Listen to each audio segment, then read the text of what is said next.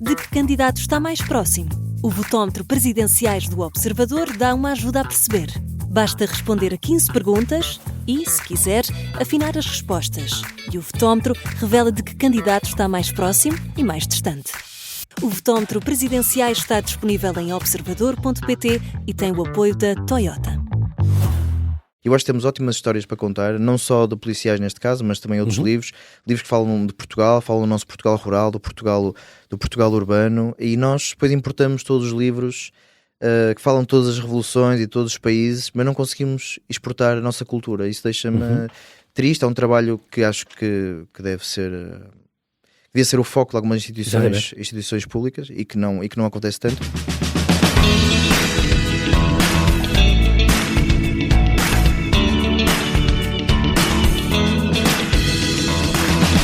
5 de novembro de 2012, numa noite chuvosa no Porto, Clara Paixão, uma menina de 12 anos, desaparece sem deixar rastro no caminho entre a escola e casa. Este é o ponto de partida do último romance de Miguel Dalt, Todas as Famílias Felizes. Reconheceu? O título lembra a frase com que Tolstói abre o Ana Karenina. Todas as famílias felizes são parecidas e as infelizes são, cada uma à sua maneira. O que se passou naquela noite? Onde está a Clara? O autor, mestre em finanças, depois de viver em França, na República Checa, em Angola e Luxemburgo, dedica-se exclusivamente à escrita e agora à sua nova missão de pai. E veio do Porto para falar deste seu quarto livro, é o seu segundo policial.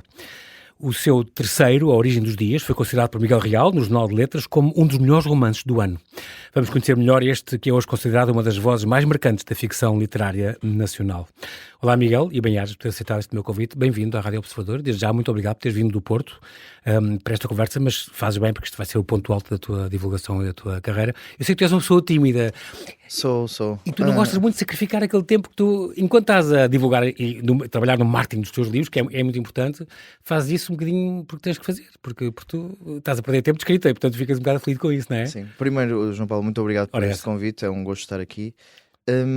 Eu sou um pouco tímido e prefiro a escrita, que é um ofício solitário também, mas o contacto com os leitores e esse marketing hoje muito presente nas redes sociais também é uma parte que eu tenho vindo a gostar cada vez mais. Sim. Porque também eu começo a dominar melhor, digamos, não é as técnicas, mas o que eu estou a ouvir nos clubes de leitura e nessas entrevistas, mesmo online. Começa a ficar mais à vontade. Estás ótimo. Ninguém diria que não gostavas muito, mas pronto, mas é aquilo que é o mal necessário, não é? Faz parte do ofício. Mas fazes bem, tu tens ótima imagem e falas muito bem dos teus livros e isso é muito importante. Eu perguntei-te logo à entrada, que os nossos ouvintes não perceberam, que é que tu eras o Miguel Ângelo Dalto Rodrigues, porque ele também é Miguel Dalto, como tu, mas é um tio, não é? Ou um primo? Um primo do meu pai, que faleceu em 2006 ou 2007, se não me engano. Sim, 2007. Assim, um pintor. Colhido por um comboio, foi em Gaia, foi uma coisa na véspera de Natal. Mas era um artista é muito conhecido no Norte. E sobretudo na Bienal de Cerveira, ele tinha lá muitas obras, viveu também em Moçambique, e veio em 74 para a Rua da Sudofeita, ele moras longe da casa dele. Eu agora moro ali na zona de Serralves, mas o Porto é muito pequenino, portanto estamos sempre perto. Estás numa zona muito bonita. Sim. Muito bem, que leitor é que tu eras quando eras pequeno? Tu devoravas, imagina, aqueles livros da tua irmã, das aventuras? Sim, portanto comecei por uma aventura, Triângulo J, Uma Viagem no Tempo, esses livros também, sim, como disse, ia muito requisitar livros à biblioteca da escola. Funcionava bem a tua biblioteca da escola? Funcionava, era uma escola privada neste caso, até nesta altura. Bons professores portugueses, tive bons professores, nenhum assim muito marcante, mas no geral bons professores. Boa. E pronto. E devoravas isso? E imagino o Harry Potter também. Também, mais tarde, mas sim, adorei e reli muitas vezes esses livros. Releste? Livros de 700 páginas? Reli muitas vezes esses livros, porque cá está, lia muito e depois gostava imenso. O Harry Potter marca ali também um ponto muito... Eu não costumo falar muito do Harry Potter, é verdade, mas marca ali um ponto muito importante. Mas li não sei onde, ouvi-te falar uma vez assim. Marca a minha geração, claro que sim. E depois conseguiste perseguir as tuas grandes paixões de leitura e a escrita, ainda bem. Hoje em dia continuas um leitor voraz e chegas a ler, o normal é ler 2 ao mesmo tempo. Consegues? Eu leio muitas vezes ao mesmo tempo, porque leio um mais por prazer e leio outro por pesquisa. Também faz parte. Às vezes uma pesquisa indireta, leio um romance passado, por exemplo, na cidade onde estou a passar a narrativa, por exemplo. Ou em Praga, ou em Paris. Sim, por exemplo, cá está. Portanto, leio muitos escritores que escrevem sobre esses sítios também. E depois tenho sempre um livro que leio mais durante o dia, um livro que leio mais à noite, também quando já estou na cama, em que aí tento só ler por prazer. E tento adormecer à quarta página, como às vezes acontece, não é? Sim, muitas vezes. Eu sofro do mesmo. Exatamente. E é muito giro que lês mais como escritor do que como leitor, não é? Digamos assim, porque como leitor por fazer, digamos assim. Pois, hoje em dia eu tento desligar-me da leitura como escritor. É difícil e eu acho que à medida que fui profissionalizando mais a minha escrita, comecei a perder um pouco o gosto a esta leitura, porque é difícil muitas vezes descolar esse olhar. Tento e muitas vezes consigo, principalmente se o livro for muito bom e fico tão imerso que consigo desligar.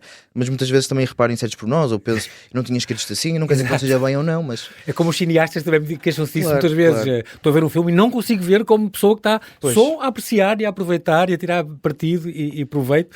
Não, é porque como é que este plano está feito? A iluminação, como é que ele consegue fazer este diálogo? Esta luz vem de onde? Tinha cortado aqui, etc. Exato. Tu é aquela visão profissional, nada a fazer. Às vezes é difícil de desligar, claro que sim. E esta é a graça, outra coisa que tu dizes, que é quando vais a viajar de avião, aí lês mais thrillers e policiais. Porque abstrai mais? Abstrai mais, porque não gosto muito de andar de avião, gera ansiedade. Claro.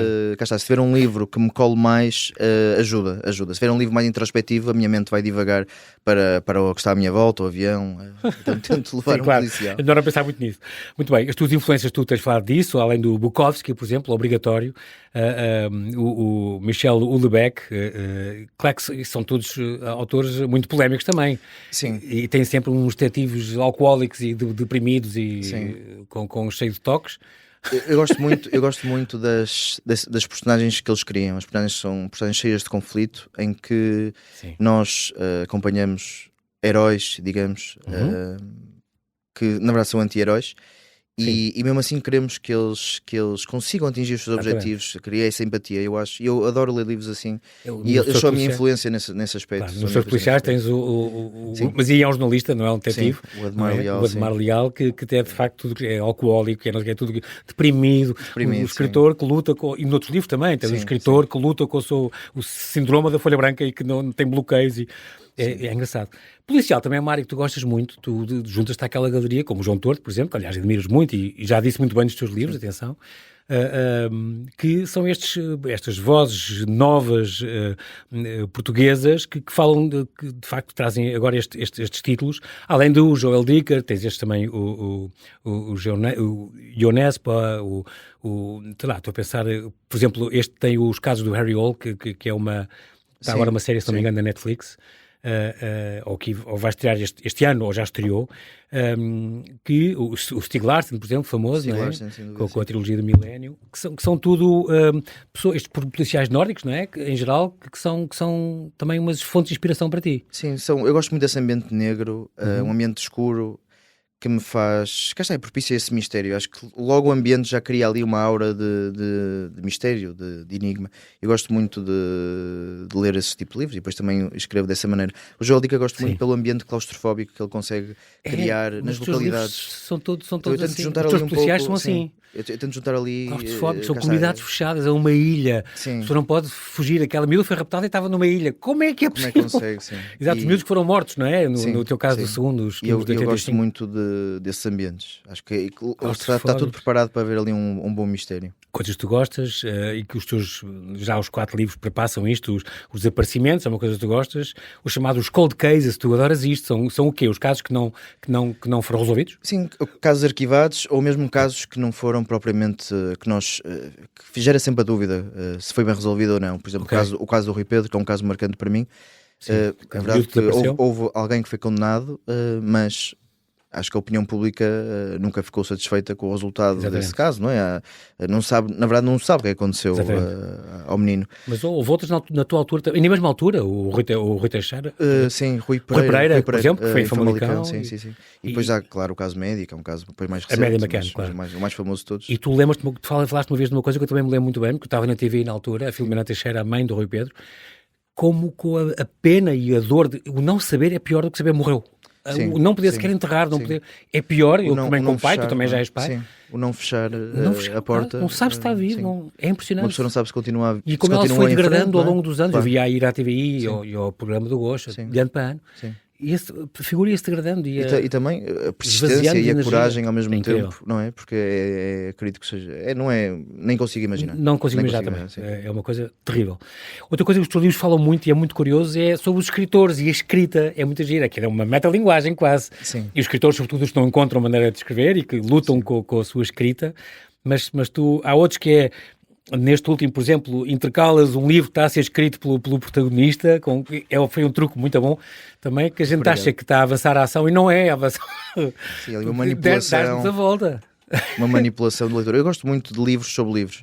E é verdade que as minhas personagens escrevem. Foi um bom truque, escrevem muito e bem eu encontrado. gosto muito de explorar isso. E eu, por exemplo, estava a falar aqui deste livro que o Ademar Leal escreve, que nós vamos acompanhando, aqui no Todas as Famílias Felizes, e eu criei portanto, essa maneira de narrar para fugir um pouco à fórmula que eu tinha usado nos crimes, em que os saltos temporais. Sim. Também usas muito isso. Sim, e aqui, cá está, eu não queria repetir a fórmula, então usei aqui este livro do Ademar. Gosto de experimentar, sim. Em géneros também, tens aquele género mais literário, vais alternando, não é? Tenho alternando, não tem sido de propósito, as pessoas perguntam muito, é de propósito, não é? Não posso dizer que seja de propósito, eu gosto muito de alternar porque também permite, cá está, acaba um livro literário, pego num policial, e os policiais também são literários. Mas o teu terceiro livro era para ser o primeiro. Pois, sim, a origem das coisas, comecei a escrevê-lo, foi o primeiro livro que eu comecei literário, a escrever, completamente literário, que no entanto já há 9 anos que já estava na calha, desde 2015. Sim, comecei a escrever em 2015, sim, e foi um livro que demorou muito tempo, cá está, a criar essa forma, a forma, senti sempre que o livro não estava acabado, isso acontece muito, especialmente com os romances literários, acho que demoro mais, porque eu sinto sempre que o pôr o livro de lado, o deixá-lo respirar 6 meses, quando eu volto a pegar nele, sou uma pessoa diferente, e a maneira como eu retrabalho o livro, bem na minha opinião, acho que depois fica melhor do que se eu o lançasse logo para publicação.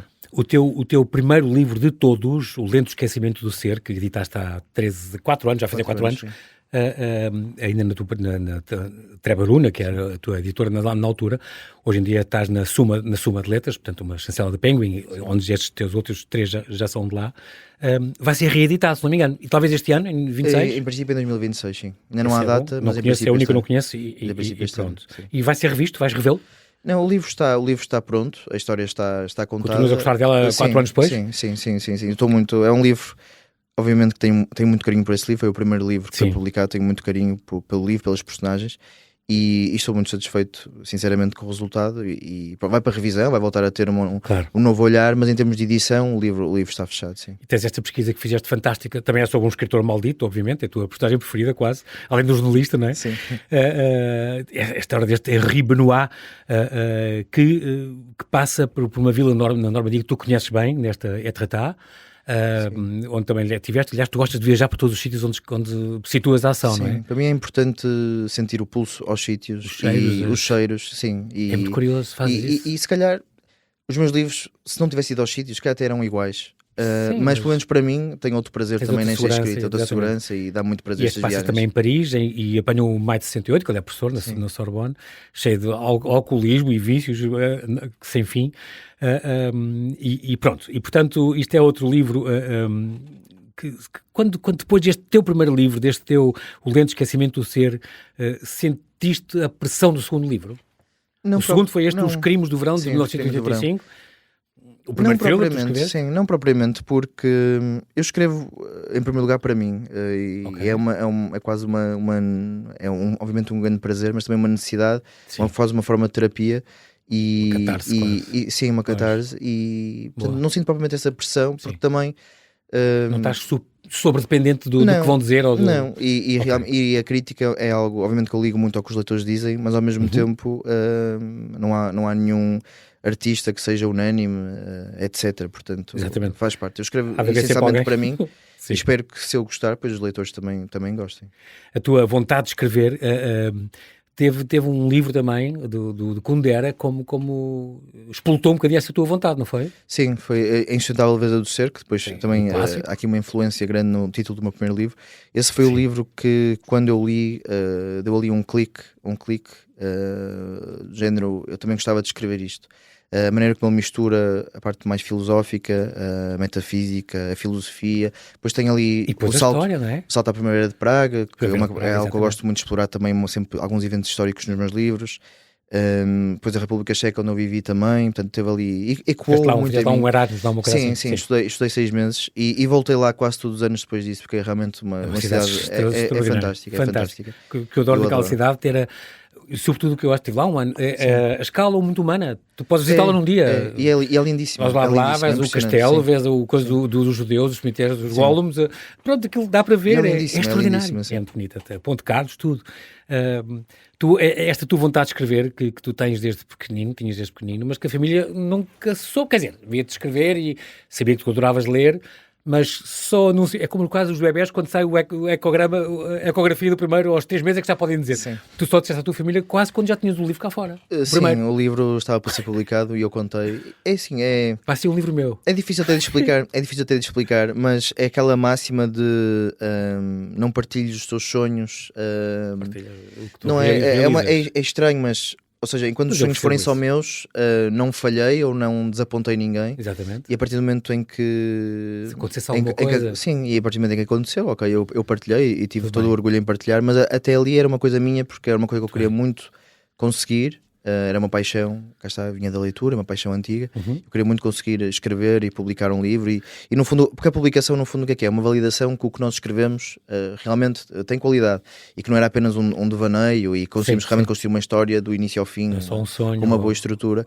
Um capricho, pronto. Um capricho, é verdade. E tu então és perfeccionista à brava, tu sim, lês e deitas milhares de páginas fora e relês e deitas metade para o lixo outra vez e recomeças. É impressionante. Portanto, tu tinhas de ter certeza que era uma coisa com qualidade para estar cá fora. Sim, acho que o apagar é muito importante, sinceramente. Principalmente de um primeiro livro, porque nada é bom à primeira vez que fazemos, a verdade é essa. Como em todos os ofícios, é preciso prática. Claro. E a prática do escritor é escrever. Ler, obviamente, mas também escrever muito, porque é assim que se cria uma voz e que se aperfeiçoa o estilo.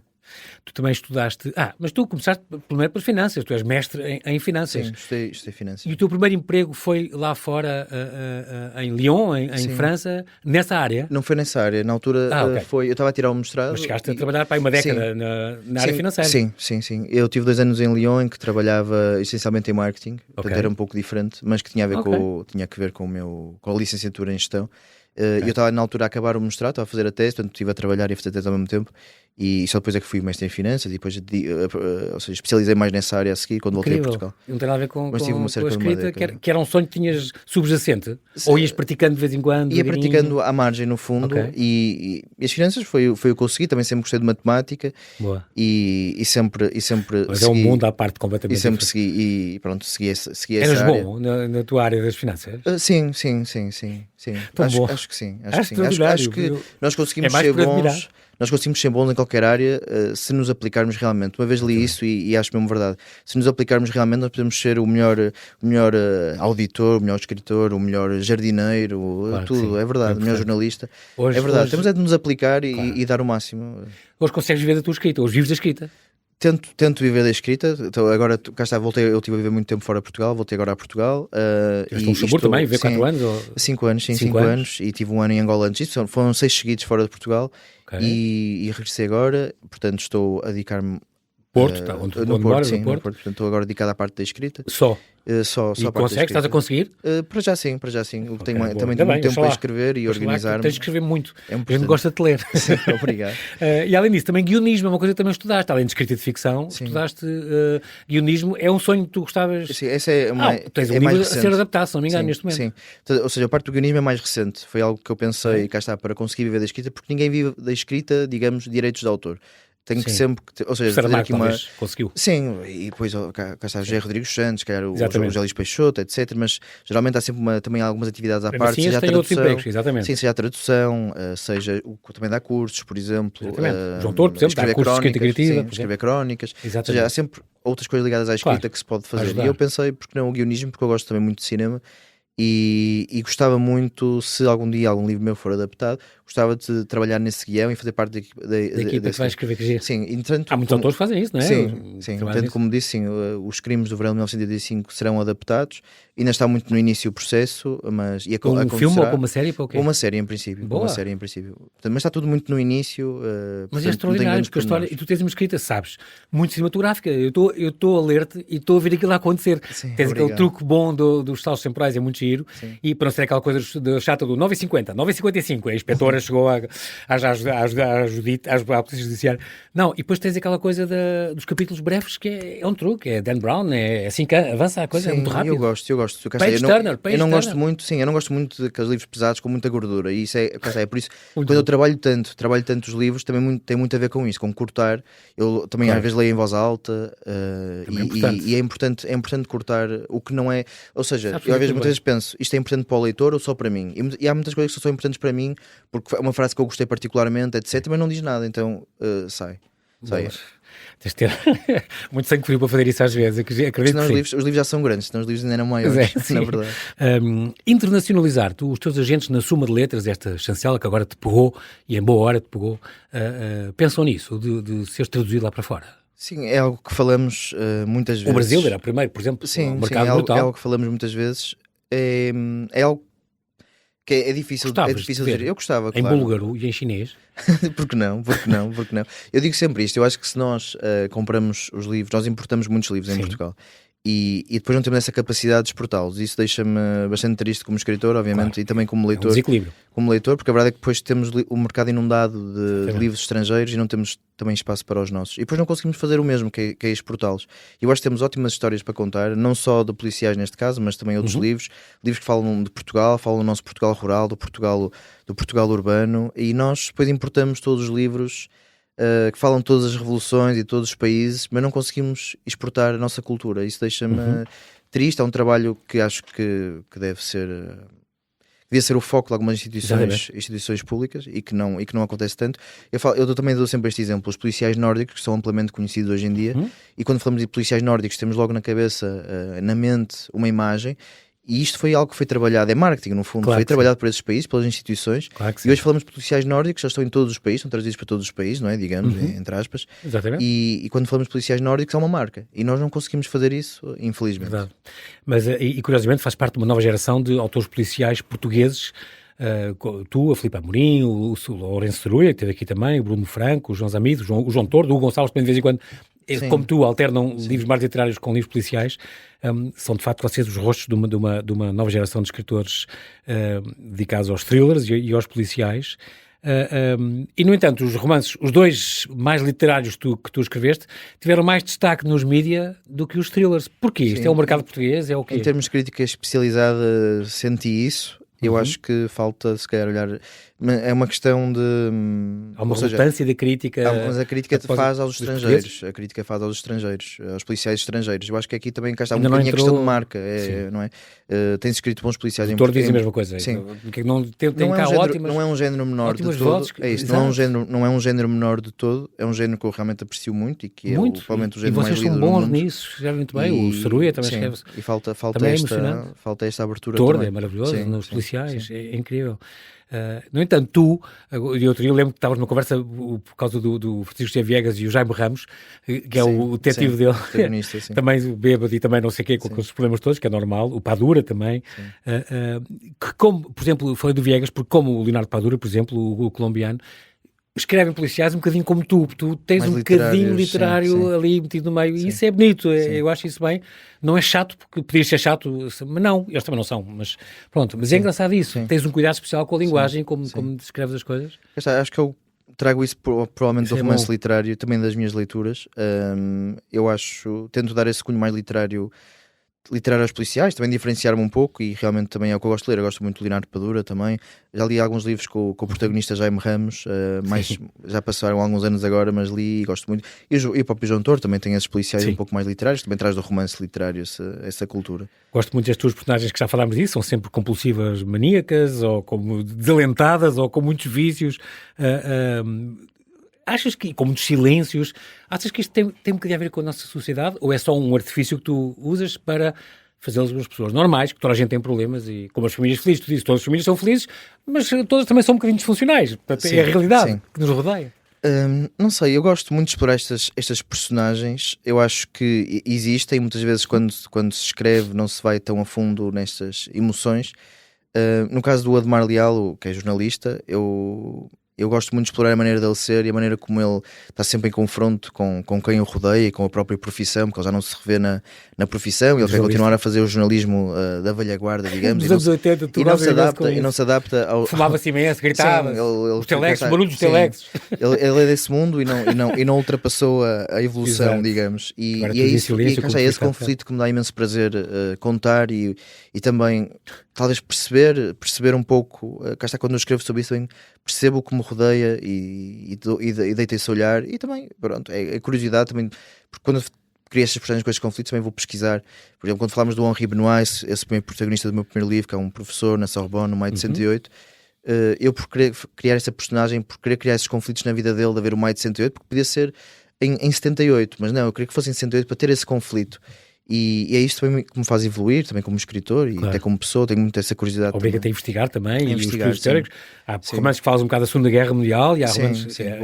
Vou a vários temas. E os próprios personagens, não só os protagonistas, mas neste livro, Todas as Famílias Felizes, também explorei o lado de uma inspetora, o lado feminino de uma inspetora, ser uma mulher, que ainda não tinha feito, e também esse lado dos inspectores, que muitas vezes nós vemos as notícias e vemos os casos e vemos as pessoas vão a esse local do crime e morreu, por exemplo, uma criança ou desapareceu uma criança, e às vezes nós não nos pomos nos pés, nos sapatos daquela pessoa que foi lá, desse inspetor que foi lá, porque eu não imagino o que é vermos também nesse confronto de saber, ok, desapareceu uma menina, temos de encontrar, o tempo está contra nós, tudo o que nós fizemos agora também vai ser escrutinado pelas pessoas, pelos jornalistas, etc. E pela família.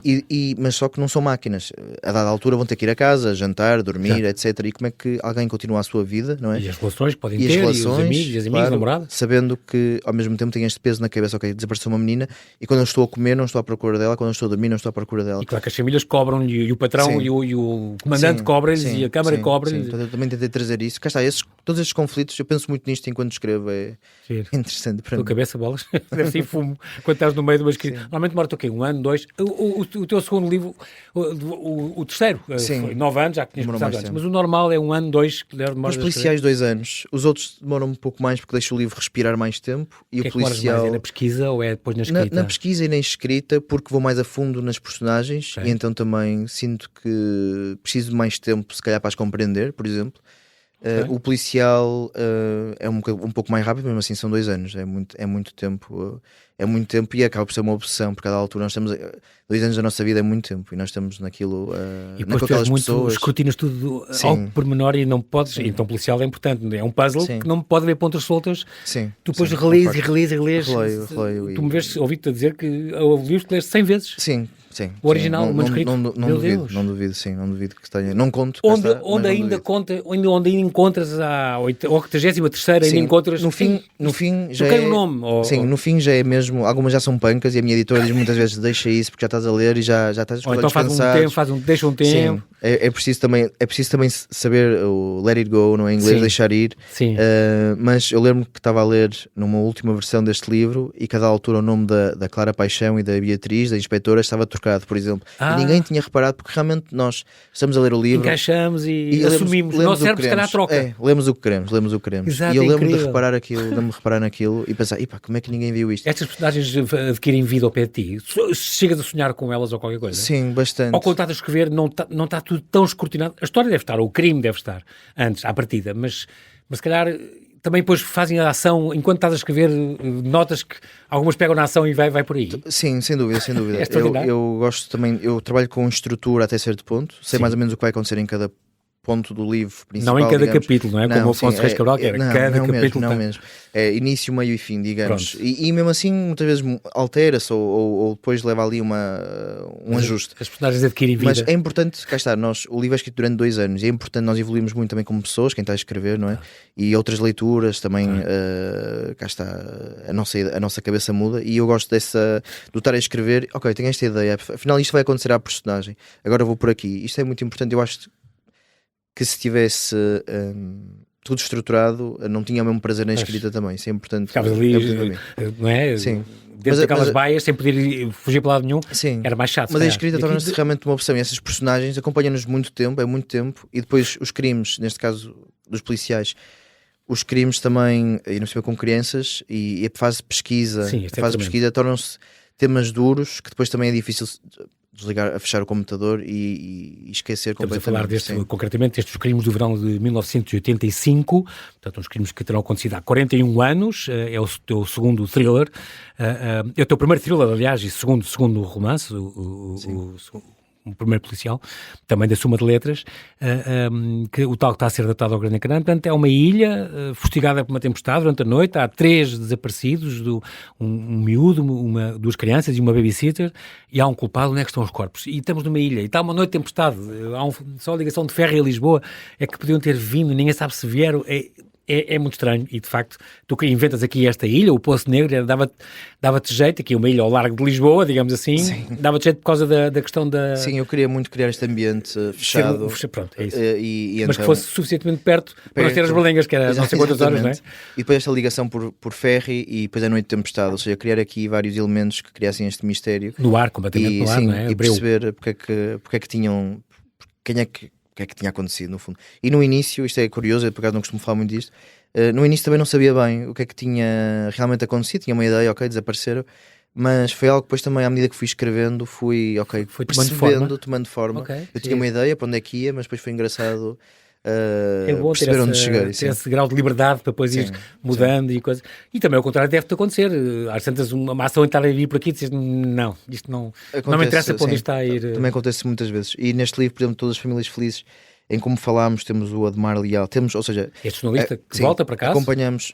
Este livro é curioso porque tem 4 formas de narrar diferentes. Tem a primeira pessoa, que é o Ademar Leal.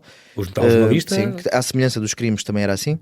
Depois temos os capítulos na terceira pessoa, que são os capítulos mais da investigação e que acompanham os inspectores da Polícia Judiciária. Os tais 9h50, chegam à Judiciária. E aqui também está parecido com os crimes do verão de 1985. E depois temos excertos de um interrogatório, ou de um depoimento, na verdade, e excertos de um livro, que é o tal livro que o Ademar Leal está a ver sobre os casos de... Exatamente, ou seja, está no futuro, como exatamente, disse, mas é engraçado porque, para as pessoas ficarem a saber, o teu primeiro policial só liga com o segundo, havendo uma ilha e havendo este jornalista que nasceu lá, pronto. São livros de resto são livros independentes. Sim.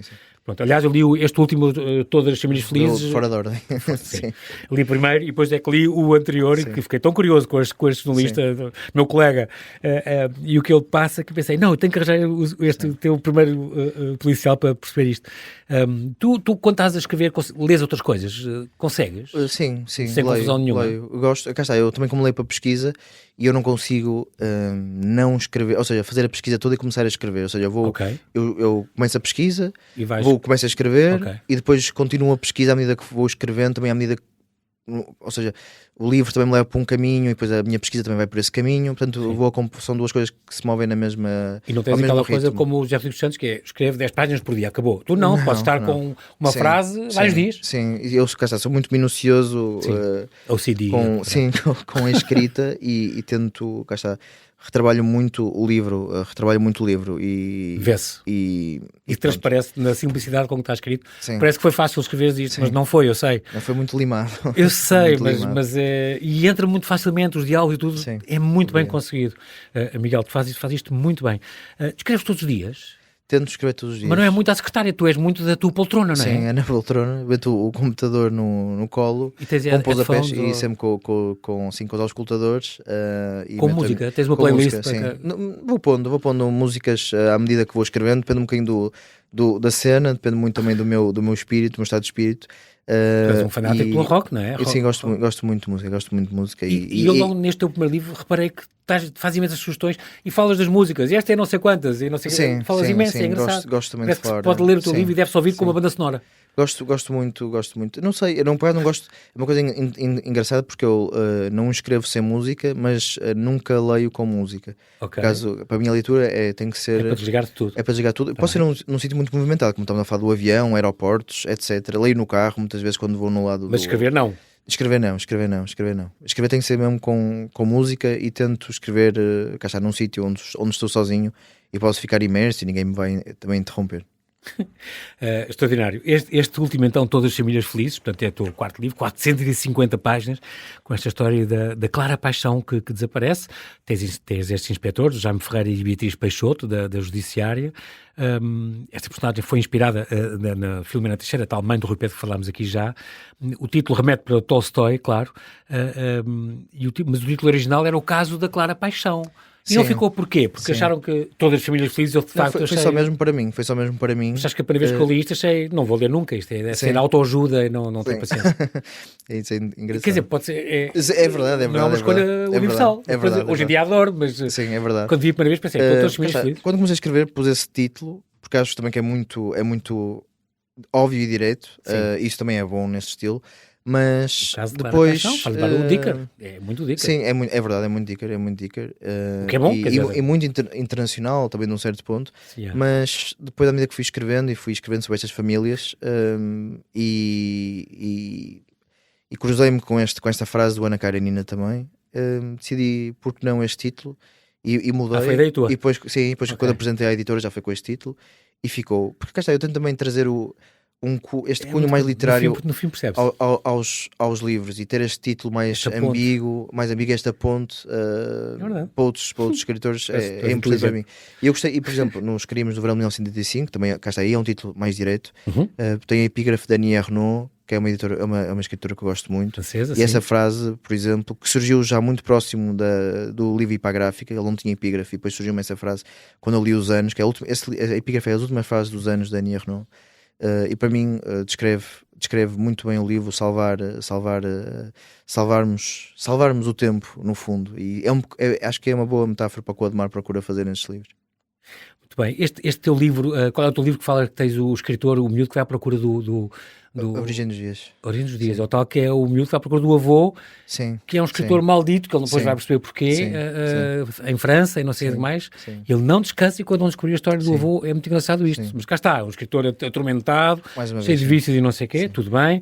Mas aí é giro. Aqui já tem a ver com o Etretat, foi aqui que metes a Normandia e que metes Paris e não sei o quê. Isto é no primeiro livro, no Lento Esquecimento de Ser. Okay. Este que é o terceiro livro, que é a Origem dos Dias, é um aspirante a escritor que vive no Porto e que o avô foi um escritor... Ele sabe que o avô foi um escritor famoso, mas que deixou de escrever durante a Segunda Guerra Mundial, que ele é francês, vive em Paris...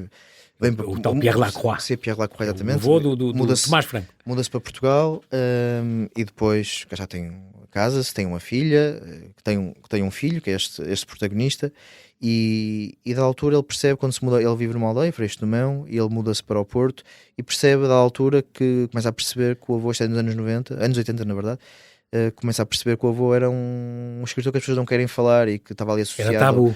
Era tabu. Aos nazis e não sei o quê. Associado ao antissemitismo. E ele vai à procura da verdade, é uma investigação literária, digamos.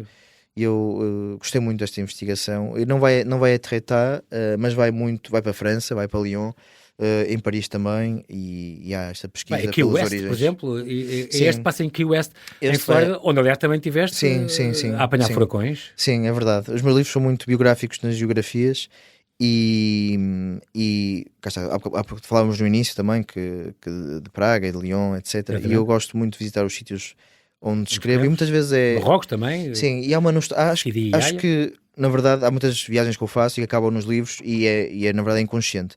Tem muito que ver também com a parte, eu gosto muito de viajar, quando vou para estes sítios eu penso sempre, e se agora eu ficasse aqui e a minha vida fosse aqui, e é esse lado muito na verdade fantasioso. Sim. E quando eu volto a esses sítios, depois como escritor, e coloco as narrativas neste lugar, acaba por ser uma vontade minha de regressar aos sítios e de viver coisas que não vivi, neste caso uma investigação literária, o passado de um avô que não tenho a possibilidade de fazer isso, e então a minha maneira um pouco de viver nesses sítios e de desfrutar mais, não sei, beber mais esses sítios. Mas esta visita à Flórida, apanhaste mesmo um furacão? Apanhei, foi na altura do Irma, em 2017, e eu estava em Key West e havia o furacão. O que aconteceu? Estavam fechados num bunker, numa cave? Não, depois basicamente tive de regressar à pressa. Eu ia para Porto Rico e os voos foram todos cancelados e acabei por conseguir um voo de regresso a Portugal.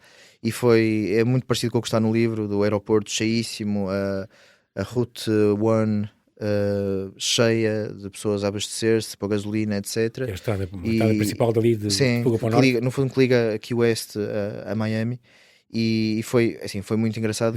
Hoje não é? Na altura, obviamente que havia um pânico, porque eles estão habituados, mas nós não estamos, não sabemos onde é que vamos, e não tem, a verdade não eu tenho um amigo meu, uma vez, que me disse, Miguel, João Paulo, eu estou a passar férias em Portugal para o ano que vem, quando é que é a vossa época dos tornados? Pois, nós aqui não temos, é isso. Não sei, com mudanças climáticas, qualquer talvez um dia começamos a ter. E também Freixo de Mão, esta vila lindíssima ao pé de Foscoa, pronto, onde tens lá quem? Avós?